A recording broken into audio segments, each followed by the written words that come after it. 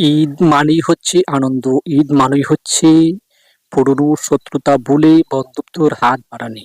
ঈদ মানেই হচ্ছে প্রত্যেক মুসলমানকে সাথে নিয়ে আনন্দ ভাগাভাগি করা, সবার সাথে মিলেমিশে ঈদের আনন্দ উপভোগ করা, ঈদ উদযাপন করা।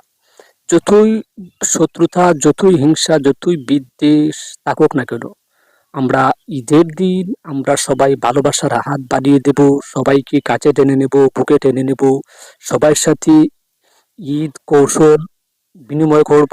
আমরা সবাইকে একসাথে ঈদের আনন্দ উপভোগ করব, সবাই মিলেমিশে আমরা ফুর্তিতে খুশিতে মেতে উঠব।